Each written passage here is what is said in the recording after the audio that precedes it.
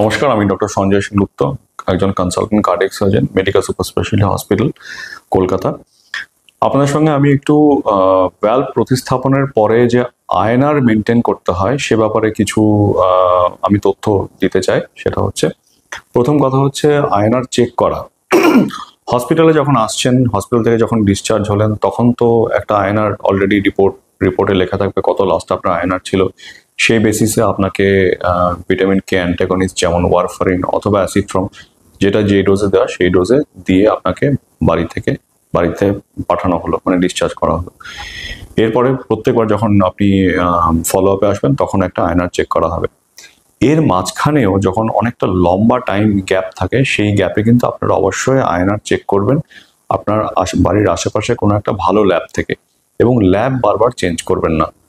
Lab change না করে প্রতি 2 সপ্তাহ বা 3 সপ্তাহে একবার আয়এনআর চেক করাটা অবশ্যই জরুরি আপনাদের নিজেদের রেফারেন্সের জন্য। এবং আয়এনআর এর কি রেফারেন্স হওয়া উচিত আপনার পার্টিকুলার ভ্যালভের জন্য, সেটা আপনার ডাক্তারবাবুর থেকে জেনে নেবেন। সেটার যেন বাঁদিক বা ডান দিকে না হয় আপনার পার্টিকুলার ভ্যালুটা যেটা আসছে ল্যাব থেকে। সেটা হলে কিন্তু অবশ্যই আপনার হসপিটালকে জানান, আপনার ইউনিটকে জানান। আরেকটা ব্যাপার যেটা বলতে চাই সেটা হচ্ছে ফুড হ্যাবিট নিয়ে খুব অসুবিধা হয় অনেকের, যে কি খাবো আর কি খাবো না। একটা বেসিক জিনিস সেটা মাথায় রাখতে হবে, সেটা হচ্ছে সবুজ পাতাওয়ালা শাকসবজি একটু অ্যাভয়েড করা উচিত। অ্যাভয়েড করা মানে এই নয় যে পুরোপুরি অ্যাভয়েড করতে হবে, কোনোদিন খেতে পারবো না সেরকম নয়, কিন্তু সপ্তাহে একটা দিন বা দুটো দিন আপনি সামান্য পরিমাণে খেতেই পারবেন, কিন্তু রেগুলারলি সবুজ শাকসবজি, বাঁধাকপি, ফুলকপি এবং সবুজ পাতাওয়ালা শাকসবজি কিন্তু খাবেন না। ভিটামিন কে তাতে অনেকটা বেশি থাকে, এবং ভিটামিন কে অ্যান্টাগনিস্ট বা ওয়ারফারিন বা অ্যাসিট্রম যেটা আমরা দিই, সেটা কিন্তু সেই ক্ষেত্রে ইন্টারাকশন হয়ে তার অ্যাকশনটা অনেকটা কমে যায়। আরেকটা হচ্ছে কোন সময়ে খাবেন এবং কত ডোজে খাবেন ওষুধটা, সেটা কিন্তু খুব পার্টিকুলার হতে হবে। আপনি কত ডোজে ওষুধ খাচ্ছেন সেটা কিন্তু শুধু আপনি পেশেন্ট হিসেবে আপনাকে জানলেই হবে না, বাড়ির কোনো একটা নিকটবর্তী সদস্যরও জানা উচিত, এবং একাধিক সদস্যের জানলে সেটা আরো ভালো। মানে আপনার বাড়িতে যে পেশেন্ট আছেন সেই পেশেন্ট নিশ্চয়ই ওষুধের ডোজ জানবেন, আরো 2জন সদস্য কিন্তু সেই ওষুধের ডোজ অবশ্যই জানবেন, এবং আগে কত আয়এনআর ছিল, এখন কত ডোজে ওষুধটা খাচ্ছেন, 2 mg না 3 mg, নাকি 2 mg 3 mg অল্টারনেট ডোজ, সেটা কিন্তু বাড়ির অন্তত 2জন 3জন সদস্য সেটা জানা উচিত। কারণ ঈশ্বর না করুক কোনো কারণে যদি উনি অসুস্থ হন, উনি কোথাও ভর্তি হন, শুধু উনি জানলেই তো হবে না, তখন বাড়ির লোককে গিয়ে বলতে হবে যে উনি এই ডোজে এই ওষুধটা খান। এটা কিন্তু খুব জরুরি, এবং তার জন্য কিন্তু ডিসচার্জ হওয়ার সময় অবশ্যই নার্সিং স্টাফ যিনি আছেন, অবশ্যই ডাক্তারবাবু যারা আছেন, তাদের থেকে কিন্তু অবশ্যই আপনার ওষুধের ডোজটা, ওয়ারফের ডোজটা কিন্তু জেনে নেবেন, এবং সেটা যেন বাড়ির একাধিক সদস্যরা জানেন। এবং আমি বলি একটা পার্টিকুলার টাইমে সেটা খেতে হবে, সন্ধ্যে 6টার সময় আমরা বলি যে ওয়ারফারিনটা আপনি খান।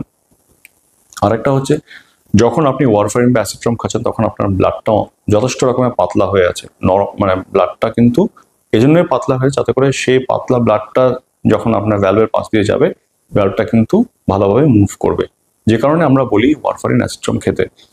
তো একটা সিচুয়েশন এরকম হলো যে আপনার ব্লাডটা পাতলা, যেটা আপনার রাখতেই হচ্ছে ভ্যালভটা প্রতিস্থাপন করার পর, ভ্যালভটাকে মেনটেন করার জন্য, মেকানিক্যাল ভ্যালভটাকে।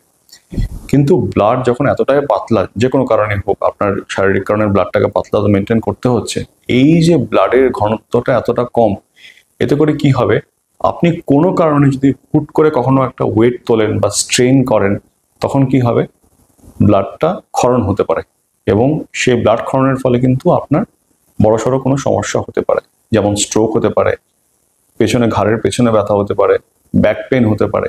তো এই ওয়ার্নিং সাইনগুলো কিন্তু মাথায় রাখবেন। এই ওয়ার্নিং সাইনগুলোর কোনোটাই যদি আপনার মনে হয় হচ্ছে, অবশ্যই অবশ্যই অবশ্যই খুব তাড়াতাড়ি এমার্জেন্সিতে গিয়ে ডাক্তারবাবুর পরামর্শ নিন যে কি হলো, এটা কেন হলো। এটার জন্য যেটা করতে হবে সেটা হচ্ছে, খুব ভারী জিনিসপত্র কোনো তুলবেন না হুটহাট করে, এবং অ্যাক্সিডেন্ট প্রোন যেই প্রফেশনগুলো সেগুলো কিন্তু অ্যাভয়েড করবেন। আপনি কিন্তু সেই ধরনের প্রফেশনে থাকলে হবে না, এবং সেই প্রফেশনাল রিহ্যাবিলিটেশনটা আপনাকে কিন্তু মাথায় রাখতে হবে। অ্যাক্সিডেন্ট প্রোন প্রফেশন বলতে যেগুলো আমরা বুঝি, যে প্রচণ্ড জোরে বাইক চালানো বা খুব হাই ইন্টেন্সিটি স্পোর্টস, এগুলো কিন্তু, বা খুব জোরে কাজ করা, কোথাও গিয়ে খুব এক্সার্ট করা, সেগুলো কিন্তু করা চলবে না। আরেকটা হচ্ছে, এই জিনিসগুলো যদি আপনি মোটামুটি অ্যাভয়েড করতে পারেন, মেনটেন করতে পারেন, তাহলে কিন্তু আমরা যেটা বলি মেকানিক্যাল ভ্যালভ মেনটেন করে যদি আপনি যেতে পারেন, তাহলে কিন্তু এই ভ্যালভ আপনার সারা জীবন চলবে। এই ভ্যালভ কিন্তু কোনোদিন খারাপ হবে না। আমরা দিল্লি এইমসে এরকম ভ্যালভও দেখেছি যেগুলো 1974 1978-এ লাগানো হয়েছে। সেগুলো কিন্তু আজও আমরা যখন ডিসকাস করি আমাদের এইমসে গ্রুপে বাকি সিনিয়রদের সঙ্গে, তারা কোনো কোনো ছবি পাঠান যে হ্যাঁ আমরা দেখছি ইকোতে এই ভ্যালভটা এখনো চলছে। তো ধরুন সেগুলোর বয়স 50 বছর হয়ে গেছে, কিন্তু 50 বছর আগে যে ভ্যালভ প্রতিস্থাপন করা হয়েছিল, ভালোভাবে মেনটেন করা হয়েছে, সেই মেকানিক্যাল ভ্যালভ কিন্তু আদৌ চলছে, কোনো অসুবিধা হয় না। Thank you.